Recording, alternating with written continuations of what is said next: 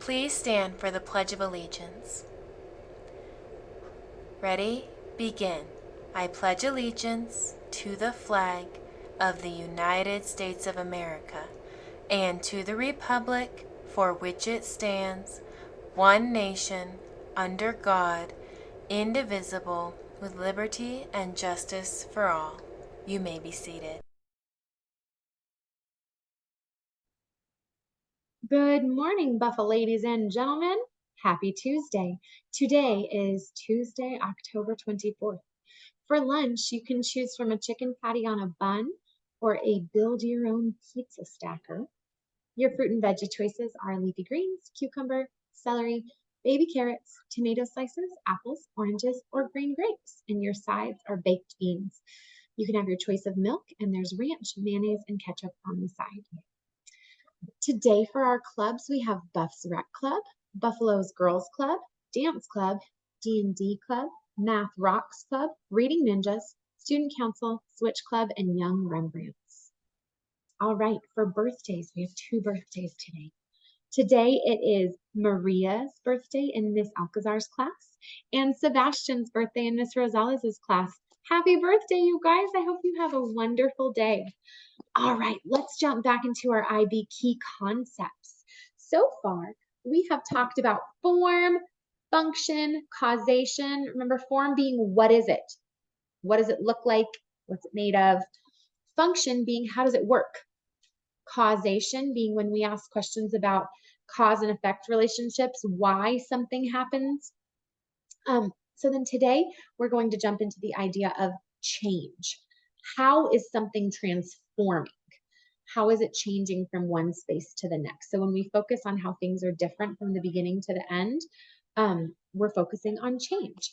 So we could ask with our three little pigs, we could ask, how are the houses changing each time when we go from when we go from straw to sticks to bricks? How are they changing each time? How is the design becoming more sophisticated? The first brother just built his house out of straw and probably just looks like he stacked it together. The next brother, building his house out of sticks, at least like laid them on top of each other and made sure that they were straight, but it still fell over. Then by the time we get to the third brother, it changed. The construction of the house changed. He has a roof.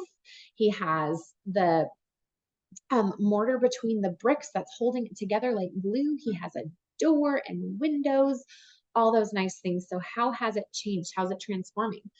A question that we could apply to the world then is like we've been talking about how natural disasters like earthquakes have caused people to build their houses a little differently. So a more broad question that we could ask is, how have natural disasters impacted house building technology over time?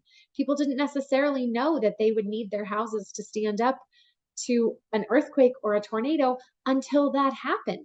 And then they problem solved and they changed the design of the way that their homes were built.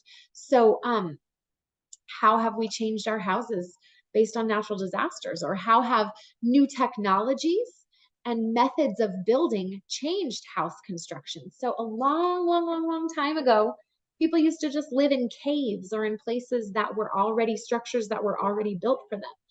But the problem is there's only so many caves, and maybe a bear lived in their cave. Maybe there were other animals that they were having to fight against to have that cave. So then they started building their own homes, their own shelters, maybe using resources around them, like chopping down trees. But then the problem, and stacking those trees to make a house. But the problem is then wind and rain and all that stuff can get through the cracks. So then they solved that problem by adding mud and sticks and leaves in between those cracks to kind of seal it up. That's still not super even and super secure. So then they created sawmills that started to cut wood into even strips, and they were able to stack those together to build better houses. And then we started using things like drywall and different coverings to insulate the inside of the house so that wind and rain and all those things can't get through. all of those changes have happened because of something else. And we can analyze how something has transformed from the beginning of time to now. So while you're learning this week, I want you to think about, are you talking about how things have changed, how they're different from before to how they are now? I know that some of my third grade friends, as they're talking about how animals are changing, like why the frog has a long tongue, or how different animals have gotten different parts of their body, that's talking about change.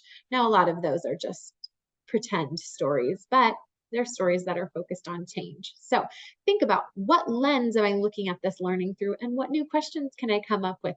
Let me know how you guys are coming along with those and what new thoughts you come up with in class. Have a wonderful day, you guys. Charge the storm, take on your learning, and try your very best. Thanks so much. Bye.